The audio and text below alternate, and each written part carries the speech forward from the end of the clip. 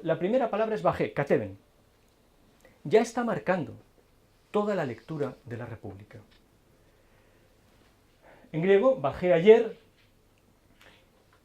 Y ahora fíjense en que aparece la palabra pireo. El traductor ha dicho al pireo, pero en griego falta el determinante. No dice en griego al pireo, sino bajé ayer a Pireo. Esto no sería importante si no fuera porque en la otra mención de la palabra pireo en la República hay dos. Allí aparece con determinante. Aquí no. Aquí está hablando Sócrates y no dice al Pireo, al puerto del Pireo, al puerto de la ciudad de Atenas, sino que dice a Pireo. Esto nos lo está contando Sócrates a nosotros. La segunda mención de Pireo ya no es una mención socrática. Y por tanto se mencionará el Pireo como lo que era, el puerto de Atenas. Pero la raíz de Pireo, peiraia, la raíz no solamente habla de algo indeterminado. Pireo hablaba en la memoria de los atenienses del hecho de que el Pireo en su origen estaba detrás de una lengua de agua. Era en realidad todavía una isla.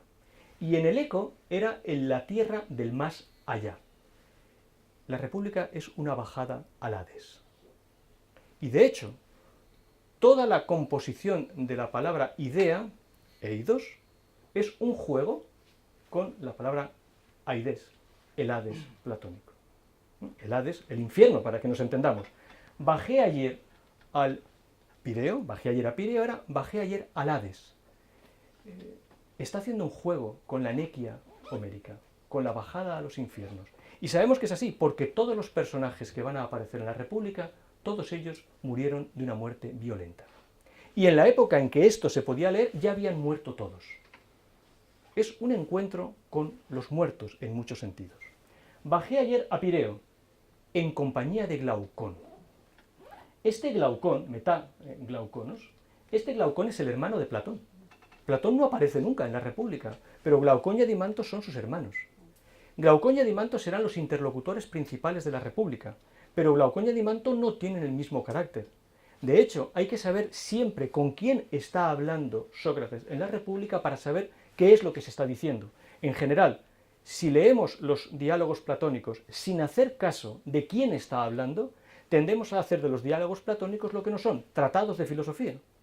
Pero el hecho de que en un diálogo platónico se diga algo de las ideas, o de los números, o de la política, o de esto, o de lo otro, sin prestar atención a quién lo está diciendo, es el camino más sencillo para no entender la República o los diálogos platónicos. La frase Platón dice es la frase más arriesgada del mundo. Realmente no tenemos la menor idea de lo que Platón dijo. Tenemos una idea de lo que dicen muchos interlocutores en los diálogos platónicos. Casi siempre Sócrates. Pero Sócrates no siempre dice lo mismo, porque no siempre habla con las mismas personas. No es lo mismo hablar con Glaucón que hablar con Adimanto, que hablar con Clitofonte, que hablar con Trasímaco, que hablar con Céfalo. No. Con cada uno de ellos, Sócrates ha de emplear un registro particular, porque los diálogos platónicos son una imitación del habla, y el habla de los seres humanos tiene registros. Todos nosotros sabemos cómo debemos hablar según con quién vayamos a hablar. No solamente niveles de respeto, sino niveles de profundidad y niveles de transmisión de contenidos.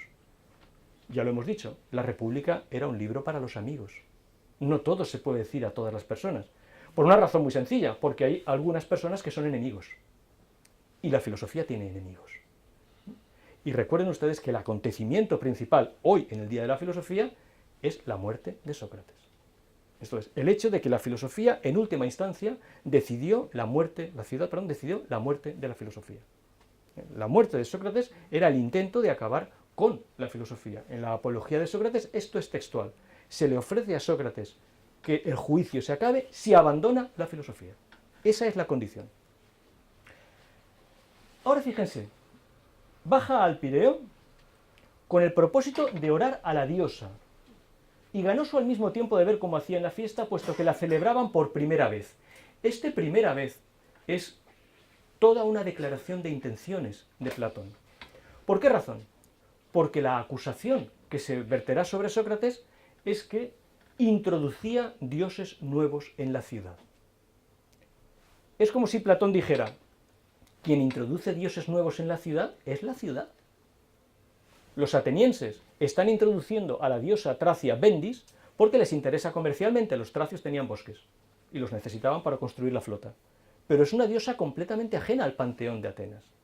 No es una diosa ateniense. ¿Quién está introduciendo dioses nuevos? Sócrates no. Los atenienses. Se está celebrando nada menos que una fiesta. Es verdad que hay abajo, en Pireo, pero es una fiesta de la ciudad. Y parecióme en verdad hermosa la procesión de los del pueblo. Aquí procesión ya nos empieza a hablar de lo que se ve pasar.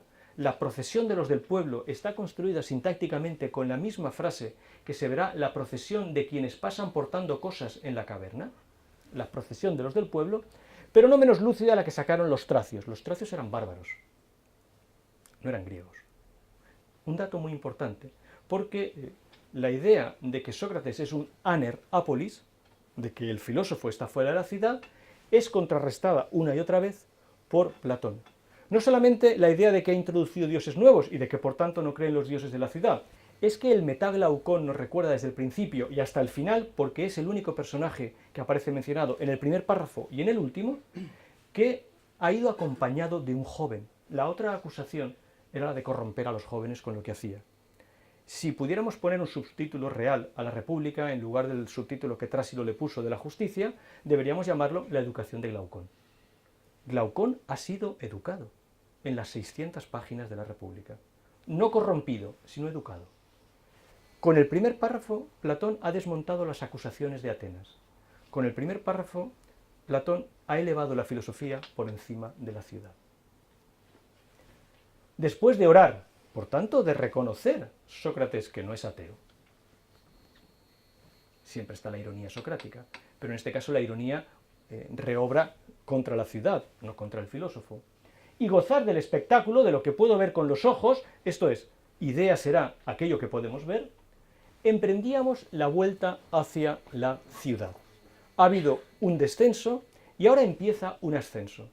Ese ascenso va a durar 18 horas, que es el tiempo que duraría la República si lo representáramos, o si nos pusiéramos a leerla como si verdaderamente estuviéramos hablando. ¿Qué quiere decir esto? Esto empieza al atardecer, antes de que anochezca, Sócrates está emprendiendo la vuelta y a continuación, como ustedes saben, es detenido por algunos conocidos que le obligan a quedarse en la ciudad. La República es una conversación nocturna. Por tanto, es una conversación que tiene lugar, como la bajada al Hades, en medio de la oscuridad. Están avanzando a ciegas hacia la metáfora central del libro, que es la luz, pero están en medio de la noche. Es una conversación nocturna, que sabemos que ha terminado porque ha empezado diciendo bajé ayer. Es una conversación nocturna. La situación de cada uno de los diálogos es muy importante. En las leyes, el diálogo es diurno. Allí los personajes, que son unos ancianos, caminan en medio de la canícula, en medio del sol abrasador, en busca de sombras. Aquí Sócrates camina en busca de la luz. Del mismo modo, Cicerón, cuando escriba la República, tendrá mucho cuidado en saber si lo sitúa de día o de noche y dónde deben situarse las personas. Fíjense, si además esto lo tiene en cuenta Cicerón, que empieza el diálogo hablando de dos soles, por si a alguien se le hubiera ocurrido pensar que todo esto no es importante. Se llega a la política hablando de dos soles en el espacio, de la importancia de los dos soles que llevará a pensar si hay dos pueblos. Inmediatamente que son detenidos,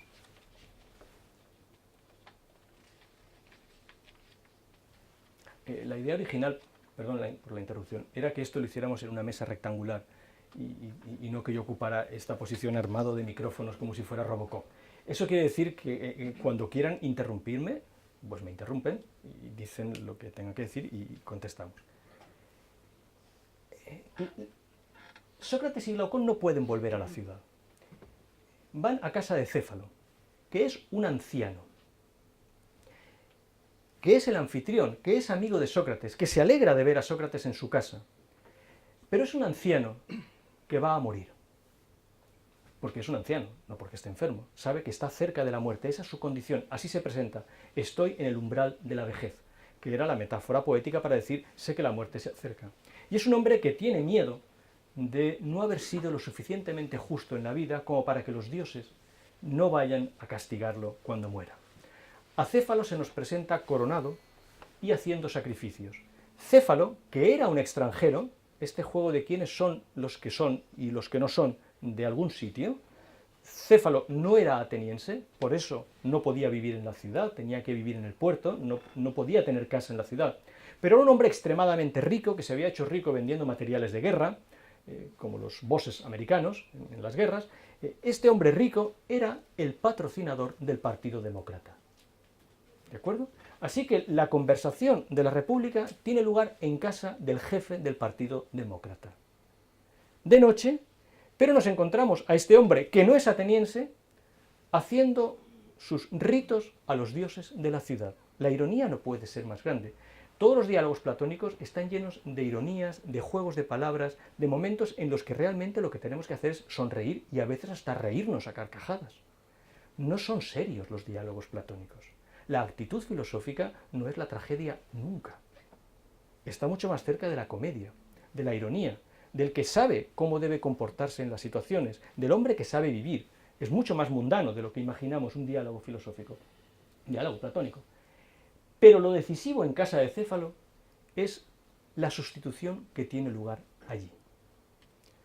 La conversación filosófica solo puede empezar cuando se aparta a Céfalo y a los dioses. Y entonces se crea un vacío.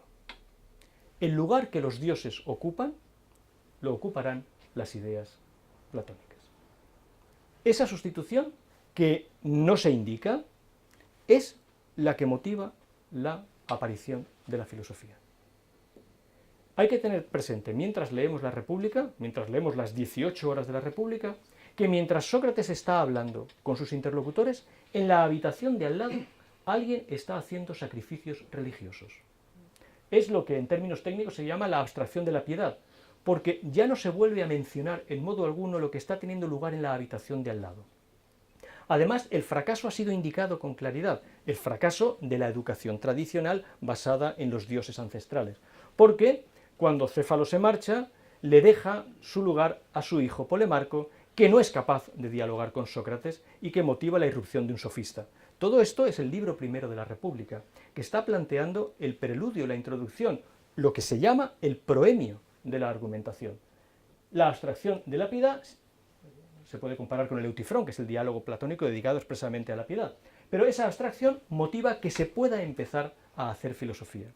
Y se empieza a hacer filosofía preguntándonos por algo en concreto, puesto que lo que molestaba, lo que inquietaba, lo que preocupaba o atemorizaba a Céfalo era si había sido justo, la pregunta filosófica va a ser ¿qué es la justicia?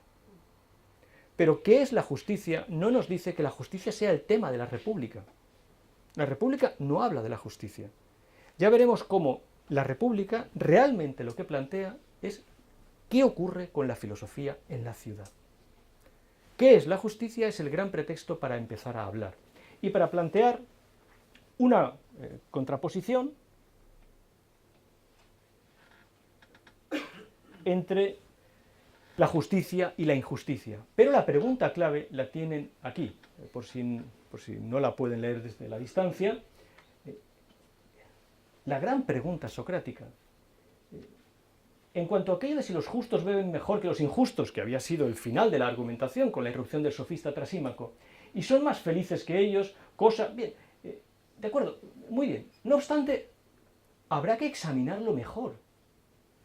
El verbo en griego es skepteon, que es de donde viene nuestra palabra escepticismo, que en los diálogos socráticos no tiene jamás el sentido de duda o de no poder encontrar las cosas. Skepsis, que empieza a tener un funcionamiento fuerte en la lengua griega en los diálogos de Platón, significa investigación. Son después algunos platónicos los que se hacen escépticos y le han dado el nombre, pero un platónico es fundamentalmente un escéptico, en el sentido de que es alguien que está investigando. Debemos examinarlo mejor, investigarlo mejor, porque la discusión, el logos, donde dice discusión nosotros tenemos logos, que es la palabra con la que siempre se refiere al diálogo. El logos no es sobre un asunto cualquiera, sino sobre el modo como se debe vivir. Esta es la gran pregunta socrática. Hace un momento, hablando con algunos amigos que son profesores o aspiran a ser profesores de filosofía, la filosofía no tiene ningún contenido. No somos sociólogos, ni políticos, ni geógrafos, no tenemos nada que enseñar. La filosofía es un modo de vivir. Es cómo vivimos lo que realmente enseñamos. Con el lenguaje del Menón, en una frase del Menón de Platón extraordinaria, cuando está hablando con el esclavo, le dice Sócrates a Menón: te habrás dado cuenta de que yo no enseño nada, yo lo pregunto todo. Eroton panta, no enseño nada. Ahora imagínense ustedes si como profesores de filosofía les dijéramos a las autoridades educativas: nosotros no enseñamos nada, nosotros lo preguntamos todo. No enseñamos nada, nosotros no tenemos un temario. ¿Se imaginan a Sócrates con el temario del Ministerio de Educación? Sería absurdo. Sócrates pregunta. ¿Y cuándo empieza la conversación? Con el propósito más accidental a veces. Y a veces la conversación no acaba. Acaba el diálogo, pero la conversación seguiría seguramente. Y a veces nos encontramos con que la conversación ha empezado antes de que nosotros llegáramos a la lectura. Pero la pregunta es esta, y es una pregunta tajante. ¿Cómo se debe vivir? ¿Cómo hay que vivir? Trasímaco ha propuesto la injusticia. Sócrates no ha contestado. Sócrates no ha dicho que ya tenga la respuesta. De hecho, estaría dispuesto a marcharse al final del libro primero. Son Glaucón y Alimanto los que, otra vez más, los retienen y obligan a un nuevo principio de la argumentación. Los diálogos platónicos están llenos de nuevos inicios. Quien no esté pendiente de los nuevos inicios de la argumentación tenderá a pensar que los diálogos platónicos son uniformes y dicen algo. Están llenos de nuevos inicios, de aporías, de proemios, de finales que no son finales. ¿Cómo hay que vivir? Ese es el proemio. No lo sabemos. Empieza lo que se busca. La otra palabra que compensa a veces skepsis es cétesis. Cetema, lo que se busca, lo que se investiga, lo que se quiere averiguar, aquello que necesitamos saber. La investigación de lo justo, que nos llevará a saber si se trata de la ciudad justa o del hombre justo. ¿Estamos buscando una ciudad justa o un ser humano justo? La ciudad y el hombre desdobla la argumentación. Estamos viendo si el alma será justa y si lo será la ciudad. Que la ciudad sea mayor que el hombre nos permite construir una ciudad del logos, que es como se empieza a hablar. Me interesa sobre todo que podamos llegar a cómo aparece la filosofía. ¿Vamos bien de tiempo? La primera ciudad que se diseña en la República es una ciudad autosuficiente. Es una ciudad en la que todo el mundo tiene lo que necesita. Sócrates dirá que esa es la ciudad sana y la ciudad verdadera. Pero Glaucón le dirá: esa es una ciudad de cerdos. O John Pauline. ¿Quién querría vivir en una ciudad en la que solamente nos atuviéramos a lo que es necesario? En el ser humano hay pulsiones y deseos. Querríamos salir de esa ciudad de los cerdos. Debo advertir, la descripción que hace Platón de la ciudad de los cerdos podría servir para el estado del bienestar. Tal cual.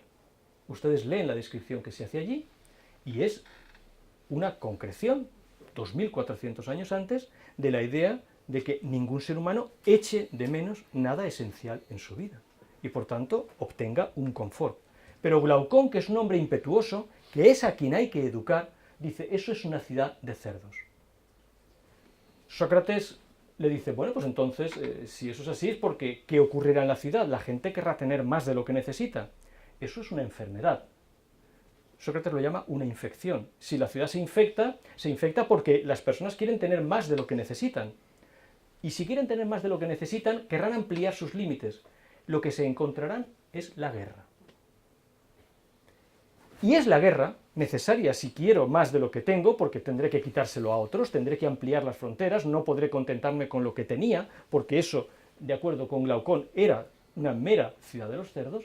Eso nos llevará a la necesidad de unos habitantes de la ciudad que no eran necesarios en la ciudad de los cerdos, los guardianes. Es muy importante, y hay que leerlo con muchísima atención, toda la página de Estéfanos 375 y 376, sobre lo que allí se dice del cimos, una de las virtudes, cualidades, que es la que deben tener los guardianes. Pero es que de los guardianes saldrán los filósofos. Dicho de otra manera, no puede haber un filósofo cobarde. Esto es muy importante. La filosofía exige el cimos. Esto es muy importante para todo el análisis del alma que se va a hacer en las páginas que van a seguir. Un filósofo carente de cimos es un contrasentido.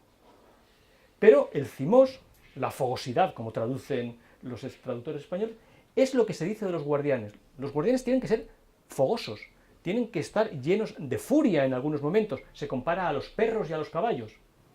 Pero ahí es donde aparece la filosofía, cuando se dice, ¿no será necesario que además de ser fogosos, tengan alguna otra cualidad?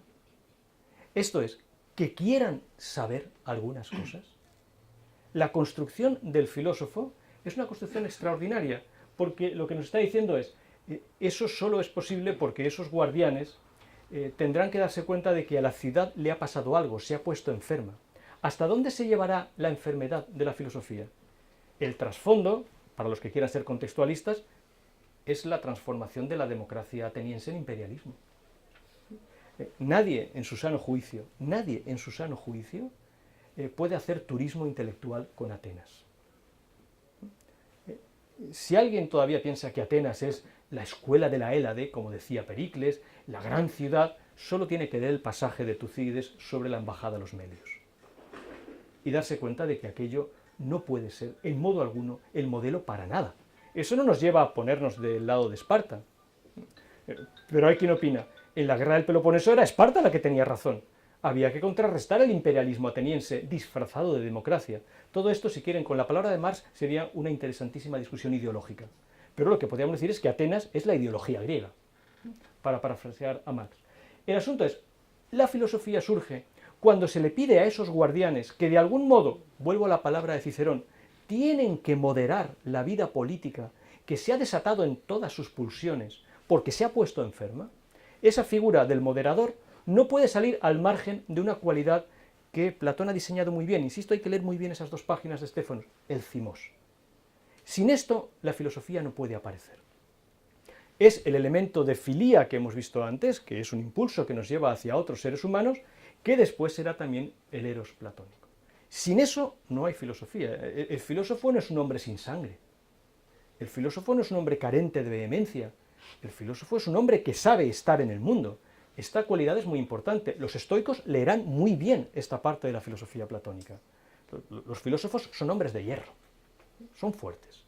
Pero precisamente porque su tarea es la de contener, la de moderar la infección que la ciudad ha contraído. Y a partir de 375-376 empieza realmente lo que a Platón le interesa. ¿Qué hace la filosofía? La filosofía modera porque es la única instancia verdaderamente educativa. El filósofo es el verdadero educador. Cuando Nietzsche escriba, muchísimos años después, Schopenhauer como educador, está haciéndose eco de una idea muy potente. El único educador de la ciudad es el que no es ciudadano. El filósofo es el educador. Acuérdense de esa magnífica intempestiva de Nietzsche, Schopenhauer como educador. El filósofo es el educador. Nadie más está en condiciones de educar a la ciudad, porque todos los demás están demasiado imbuidos de la ciudad para hacer por la ciudad otra cosa que no sea su propia ideología. Por eso los filósofos no podemos explicar educación para la ciudadanía. Comprenden ustedes que eso es un desatino, un auténtico despropósito. Somos aner apolis, somos hombres sin ciudad, pero los únicos capaces de hacer educación. La idea de la paideia, la inmensa discusión sobre la educación, creo que es uno de los temas que la selectividad exige que expliquemos, ¿no? La educación platónica. Empieza aquí. ¿Por qué? Porque solamente los filósofos pueden hacerlo. Pero fíjense cómo lo dice Sócrates. Vamos a suponer que educamos como si tuviéramos tiempo para contar cuentos. Lo digo porque todavía hay gente que va por ahí diciendo que la filosofía es pasar del mito al logos. Esto no se han enterado de nada, pero de nada. Igual que no hay mito de la caverna. La frase nos dice que lo decisivo es que tengamos esjolé. Tiempo, en griego, es esjolé, de donde viene nuestra palabra escuela. El ocio en griego era el tiempo destinado a enseñar y aprender. No era el tiempo libre para irnos a navegar. Esjolé es una palabra fortísima en la filosofía que indica cuando un ser humano ya ha resuelto sus problemas vitales, sus necesidades vitales, entonces se encuentra con el tiempo que tiene para aprender.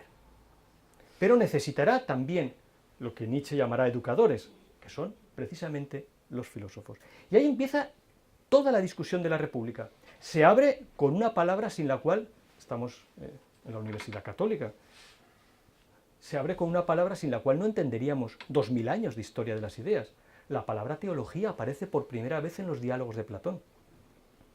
Aparece en boca de Adimanto. Esto es, la primera cuestión, puesto que Céfalo está al lado, haciendo sacrificios, pero no puede estar en la discusión filosófica, es ¿cuál es la manera correcta de hablar de los dioses?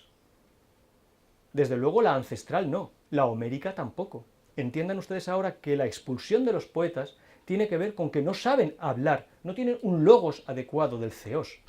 Pero hablar de los dioses es algo de la mayor importancia. Hay que saber muy bien cómo se habla de los dioses, porque de otra manera ni siquiera empezamos a educar. Sean los que sean los dioses, lo que hace falta es teología. Hay traducciones al español que ni siquiera ponen la palabra, ni una nota a pie de página. Es un apax legomenon en la obra de Platón. Es la primera mención de esta palabra.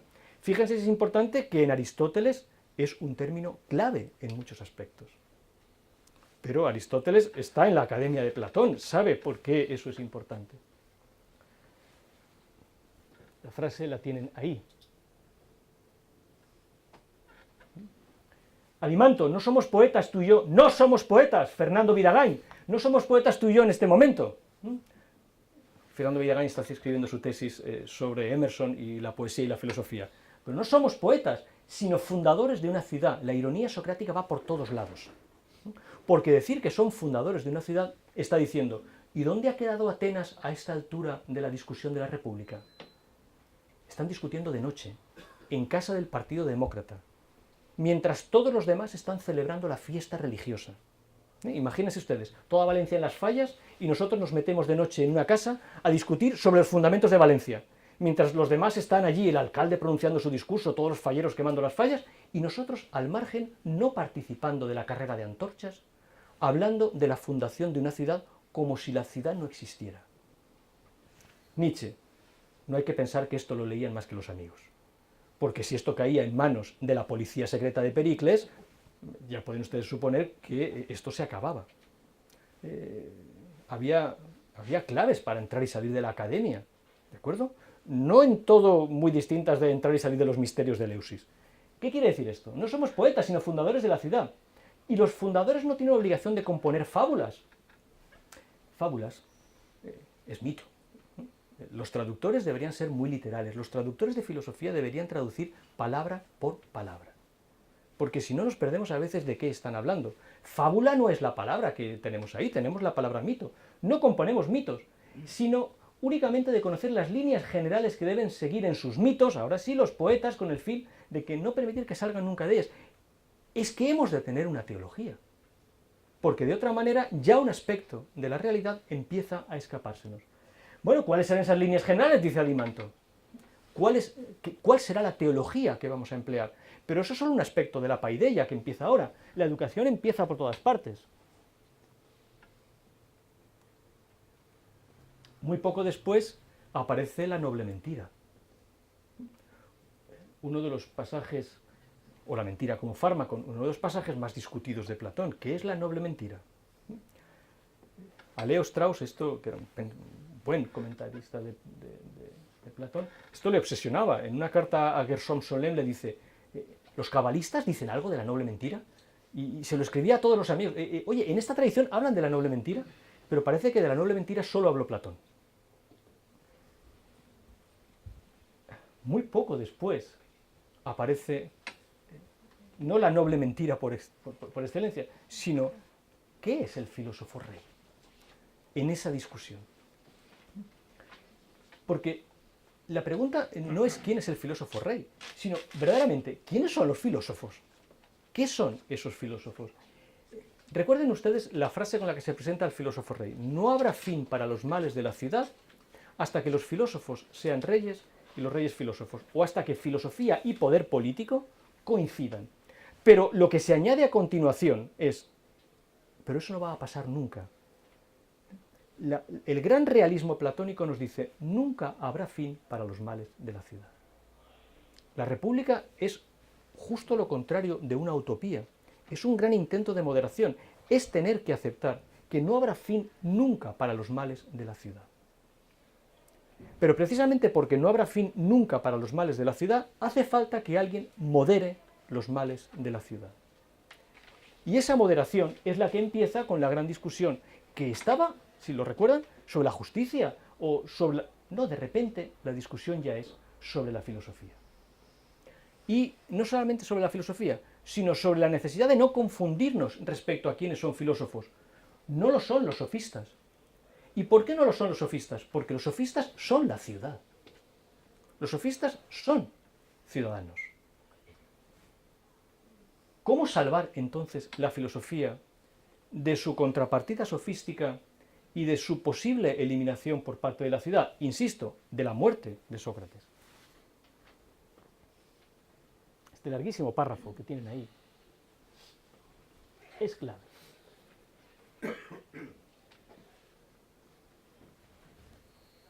Se han estado preguntando, ¿quiénes pueden ser filósofos? Fíjense que todo esto es para que comprendan que hoy, esta misma tarde, pero todos los días, tratamos de explicar la República de Platón. Fíjense ustedes si les pusiéramos a los estudiantes esta pregunta, que yo he hecho muchas veces. Atenas ordena la muerte de Sócrates en el año 399 a.C. En el año 2018 el Estado español considera que la filosofía es obligatoria. Explica esto. ¿Podríamos pensar que el Estado español es clarividente respecto a la filosofía? ¿Que hay una idea de progreso, que hemos avanzado o algo por el estilo? ¿A alguien se le ocurriría argumentar de este modo? La muerte de Sócrates nos dice que la filosofía, siempre que se distraiga, siempre que no sea lo que es, va a estar a expensas de la ciudad. Una cosa es matar a Sócrates y otra cosa es decir que el filósofo tiene que ser educador de ciudadanos.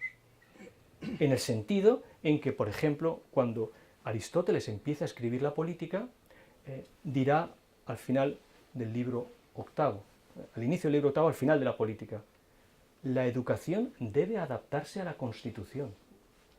¿Es verdad eso? ¿La paideia debe adaptarse a la politeia? Y Aristóteles empieza ahí una larguísima discusión con la que acaba lo que tenemos como apuntes de la política. Pero esta es la idea que hay aquí.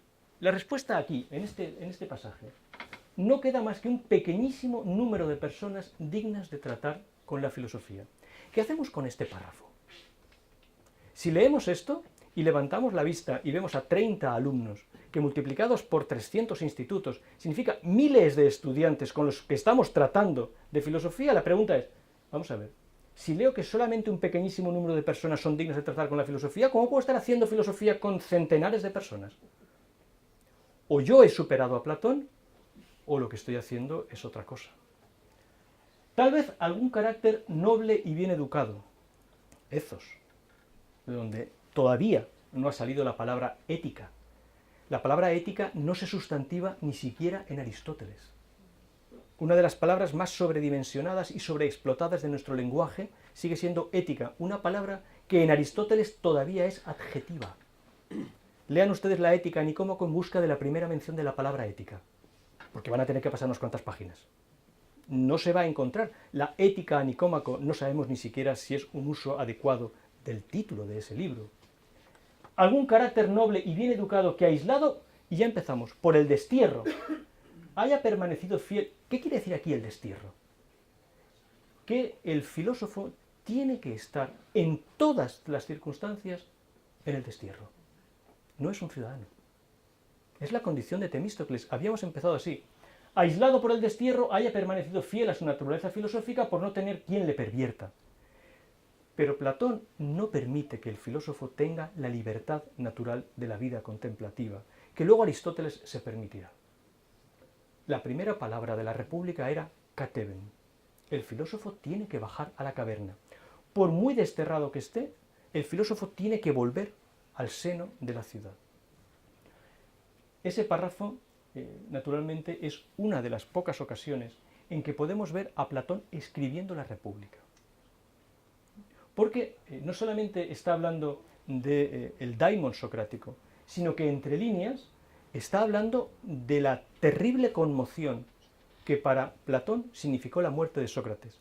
A estas alturas, Sócrates aún tienen que pasar 30 años para que lo acusen. Pero aquí ya está todo el germen de la muerte de Sócrates.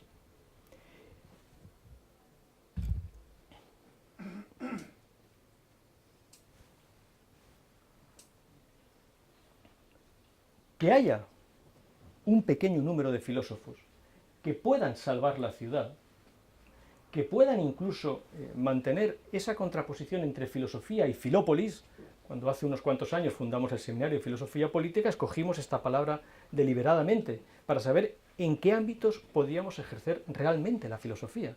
Filópolis es una palabra muy fuerte en Tucídides y en Platón. Y es muy bonito examinar cómo se articula en Tucídides y cómo se articula en la República de Platón. Estamos, en el fondo, convencidos de que hay filósofos porque son aquellos que procuran las más grandes enseñanzas, los que están buscando la realidad, ta onta zetousin. La cétesis es sobre la realidad, esa es realmente la filosofía. Y solo entonces, cuando ya se ha discriminado fortísimamente quién puede ser filósofo, es cuando empieza a mencionarse, y aparecerá mencionada en varias ocasiones, pero como recordarán ustedes, muy poco explicitada, qué es la idea del bien. Solo en algún pasaje quedará, por así decirlo, diseñada la idea del bien.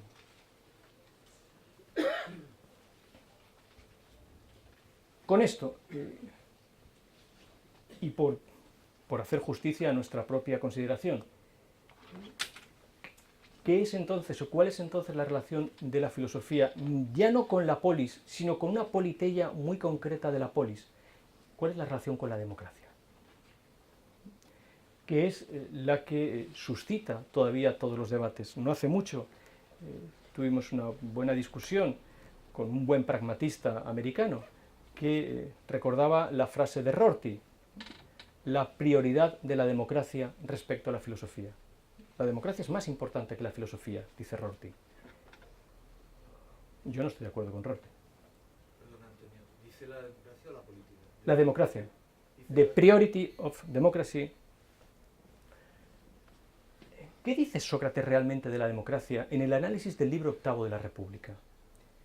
Probablemente lo que dice es lo más sensato que se pueda decir nunca de la democracia. Y además es una frase que no nos dice que la filosofía sea enemiga de la democracia. En modo alguno podemos concluir que, como le gustaba decir a un viejo amigo, Sócrates simplemente era el portavoz de los círculos aristocráticos y reaccionarios de Atenas. En modo alguno. Sócrates dice, la democracia es la constitución más hermosa. Pero esto puede ser simplemente un juego. Lo que dice realmente es la más apropiada para investigar las constituciones. Constitución ahí es politeia. Así que, ¿qué le ocurre a esa politeia concreta que es la democracia? Que es la politeia más apropiada para ejercer la filosofía. Porque solo en la democracia la política se revela como política. En ningún otro régimen la política se revela como política. Todos los demás regímenes falsean la vida política. Solo la democracia la pone tal y como realmente es. Por eso para el filósofo la democracia es tan extraordinaria, porque en la medida en que es allí donde verdaderamente puede ejercer su investigación, su tarea es preservar esa democracia, aunque sea como objeto de una investigación, porque si solo allí la política se revela como lo que es, solo allí los ciudadanos, que no pueden ser filósofos, porque no todos pueden ser filósofos, solo allí los ciudadanos podrán ser verdaderamente ciudadanos. La democracia permite que los ciudadanos sean ciudadanos. Ningún otro régimen permite eso. Y para el filósofo es la más apropiada para, de nuevo, para investigar las constituciones.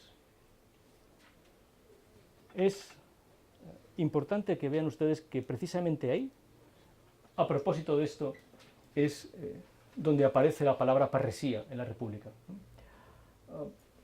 Esto que tienen ustedes es un pequeño alarde, nada más, pero merece la pena. Son distintas traducciones de una manera de referirse, además, al filósofo. El filósofo, en el fondo, es alguien que, en esta constitución, en la democracia, en esta politeia, no has visto nunca, dice Platón, en esta firma, en toda esta discusión está la firma platónica, no has visto nunca en esta constitución a hombres que, habiendo sido condenados a muerte o a destierro, es Sócrates, no por ello dejan de quedarse en la ciudad ni de circular, paseando y haciendo el héroe. La palabra héroe es una palabra que no hemos sabido cómo traducir. Al francés, en la traducción canónica, está traducido por revenant. en inglés por spirit. Schleiermacher lo traduce por héroe, el héroe, pero ¿qué era un héroe en aquel momento en Grecia? El viejo personaje de las epopeyas, el viejo residuo de toda la educación homérica. No es casual que en este momento de la argumentación Platón Sócrates identifique al filósofo con el héroe. La frase, además, toda esta argumentación tiene un contrasentido, porque es Sócrates hablando de lo que a Sócrates le va a pasar, como si Sócrates estuviera convirtiéndose en lo que él dice que es realmente en la apología, incluso un profeta. Pero el héroe es el hecho de que, asumiendo esa figura heroica, está cancelando todas las posibilidades de ser lo que le habían presentado las antiguas leyendas y convenciones literarias de Grecia. Es un pasaje precioso. Fingiendo no verlos, hace caso omiso de ellos. Realmente el filósofo acaba viviendo así. Salvo que tiene que estar continuamente en la ciudad. Pero el pasaje nos recuerda esta idea algo sonámbula de que toda la República es una especie de diálogo entre muertos. De que esto está teniendo lugar a un nivel extraordinariamente profundo. Yo me voy a detener en el libro 9. No voy a entrar en el libro 10.